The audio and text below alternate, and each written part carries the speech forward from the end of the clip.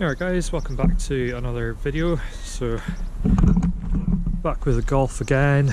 As we know, 200,000 miles. We've just painted the other side, but in this episode what we're going to be doing is having a look at all these lovely new parts that I've bought. We're going to be seeing how far we can get on a few things. We're going to be stripping down the rear and having a look at that, and possibly taking off the rear subframe and seeing whether that needs to be replaced as well. It's looking a little bit crusty, but I'll just show you what I've got. So these are a set of Miley rear control arms. We've got some Febby front control arms as the Miley ones were out of stock. These are front anti-roll bar drop links. We've got some new ball joints to go on. These will be rear anti-roll bar drop links. These hopefully should be the rear trailing arms. If we can open them up. Yeah. Oh sorry, they're the control arms and these are the rear trailing arms. And then for braking we've gone for TRW brake discs and TRW Kotec pads. So hopefully that should bring the chassis up to essentially brand new. So we're going to jack the car up and start taking down the rear. So let's get back to it.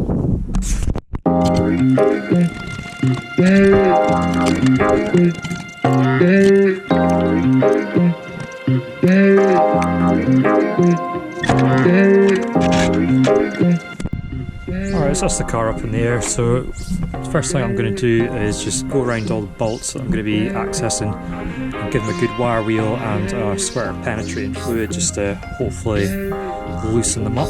So find a good place to put it down and get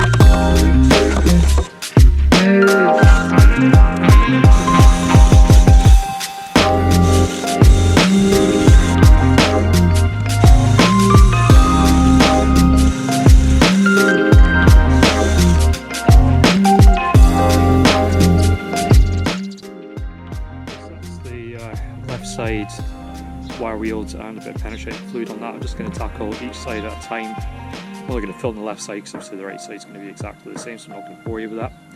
So the next step is going to be taking out the lower transverse link. That's the one that holds the spring. So what I've got here is the VW workshop manual. Basically what I'm going to be doing is just following the steps. In here it's only a couple bolts to take out and that should come out, hopefully. Now I have heard that the camber bolt can be a bit sticky to come out, so hopefully we can get that out. If not, we'll just end up dropping the whole subframe down, which I'm planning to do anyway. We'll take it down with the transverse link, but yeah, let's get going. Okay, so the first thing we do is just get the jack underneath. Hopefully it's tall enough to just go underneath that spring perch. Because obviously when I take the bolts out, that's going to push down with the spring force, and I want to do that nice and gradually. So that's just touching now, that's enough to support it whilst we get everything out.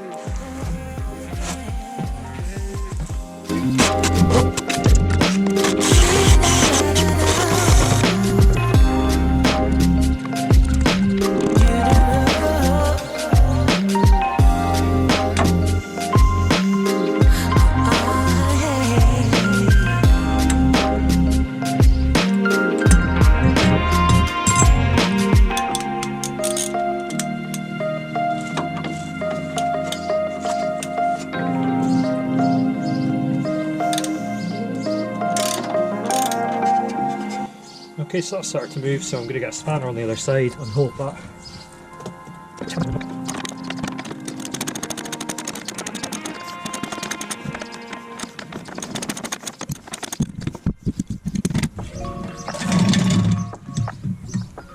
before I do that, I'm just going to try and come at it from a different way. I'm going to try and support it here because I think that bolt's getting pinched.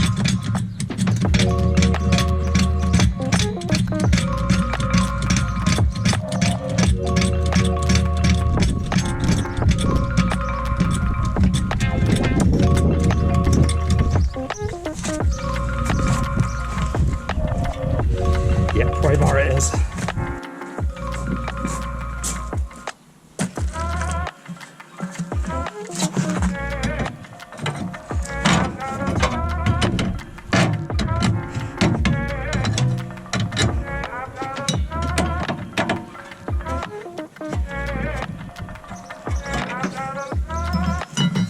Okay, and then if we lower that down, the spring will come out.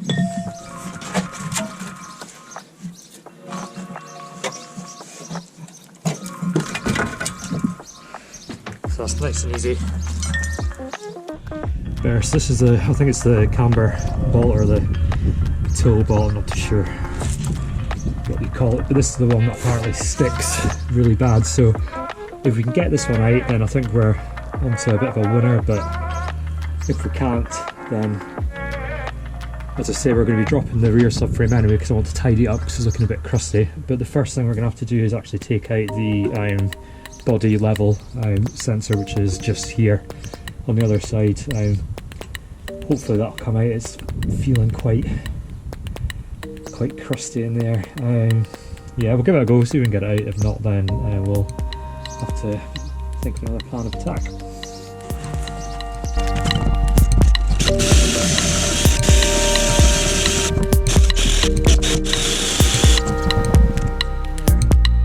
So these look like Torx head bolts. I've just got some of the rust out of there, so hopefully we can get in there with a bit of penetrating fluid and loosen off the back. Effectively what I want to do is remove this, which is the body level sensor, as I said earlier, because that's attached to the lower transverse link. And then once that's off, we can remove this nut on this side and get the bolt out safely. So hopefully that'll be easy enough to do. And then that is a good chunk of the work done.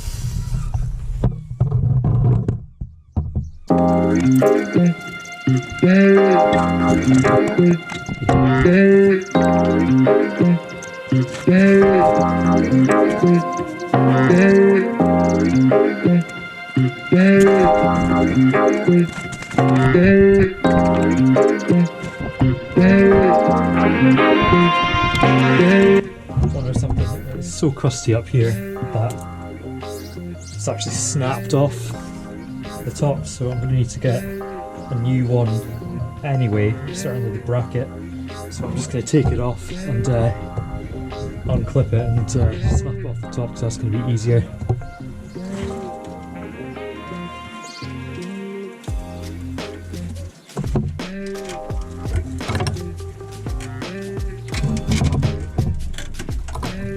See that there, how crusty it is.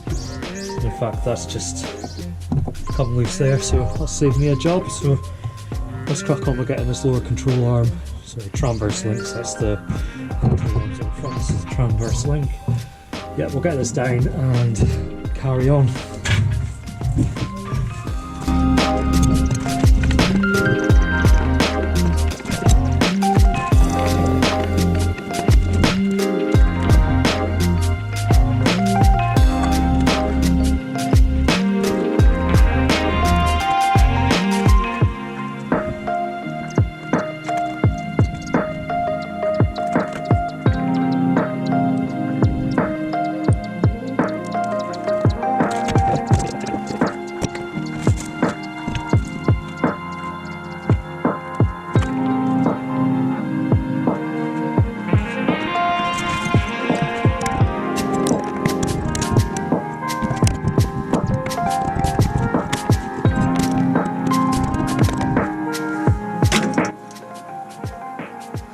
Yeah, I don't think that's going to happen, so I have to leave that for a while until I can go get some different sockets, but either way, I'm going to get it out regardless. So yeah, let's crack on with something else. Hello, yep, so different t-shirt means it's a different day. So unfortunately my GoPro died and my phone ran out of memory whilst I was recording, so I couldn't really be bothered to wait to charge the GoPro up and delete stuff off my phone, so I just kept on working. So I'll just show you where we're at just now. So we've got all these bolts out, so that's the anti-roll bar link bolts, that's all free. All of these are free, so that's the trailing arm, that's all free as well, and up here as well, that's all free. I've just sort of loosely held down places to keep this in the same position. So that's sort of all good to go, ready to drop the subframe. I've ordered a new subframe, that should be coming hopefully soon. I've also ordered a new body level sensor because, well, you can just see that's completely corroded in. There's no way I'm going to be able to get that off, and that bracket up there is actually snapped. So I'm just going to get a completely new one. I'm going to get that onto the new subframe. But the most concerning thing is, and I find the reason why my subframe's been, well, having a knock from the back, there's actually meant to be a bolt there, and you can see there isn't. Now, I haven't actually looked at taking that off, so that's not something that I've done. That's unfortunately I snapped at some point. I don't know when. It could have happened between the last MOT and now, but I suspect it's probably been longer than that. But yeah, so that's going to be a bit of an issue. So when the subframe gets dropped, because we're definitely going to have to do that now, we're going to have to figure some way to get that out. So my next sort of steps are going to be cleaning up all these ones, basically just freeing it this side, and then there's just 4 bolts to remove. I have to drop the exhaust, which shouldn't be too much of a bother because it's fairly new. A bolt up there, there's another one on the other side, and then the same one there.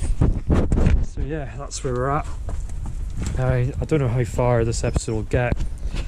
We might get it to the point where we've dropped the subframe. It might be that we just get it to when we've got all the bolts loose and ready to drop the subframe. But yeah, it's not really working out how I envisioned it. But never mind, we'll crack on. There's nothing that's not fixable. We'll probably end up having to get some MAP gas or propane gas to heat up that bolt and get a bolt extractor. But either way, we'll get it out and then we'll get some nice new components fitted. And it should be all good. So yeah, see you in the next clip.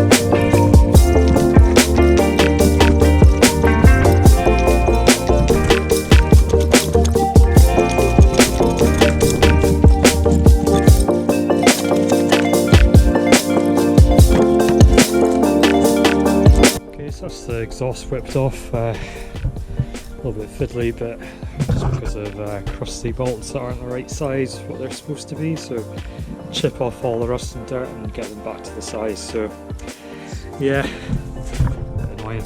Right, I'll show you the underside and what we're dealing with now. So as you can see, we've got loads more access in here. As I said, I'm not going to take these out, there's no point, because I'm just going to drop the whole block down.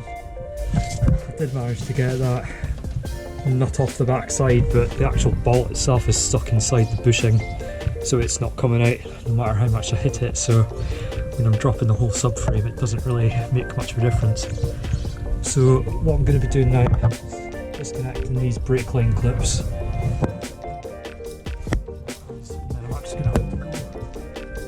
See if I can get you into places.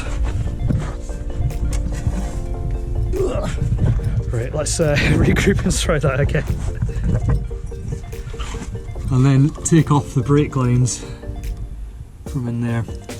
And then that'll basically free the subframe from any brake lines. And then obviously just take off these screws here. So I'm just going to be taking off the lower transverse link, the upper transverse link, which is this one, and the control arm, which is down here, and the anti-roll bar, which is down here, and then that'll free all of it from the subframe. Then we can take it off. So I'm gonna try and get that done today. I don't know whether I'll be able to, but we'll give it our best shot. Okay, I'm gonna pop the camera down. It'll probably just be a lot of time lapse of me struggling and getting really annoyed and probably swearing. Okay, let's get to it.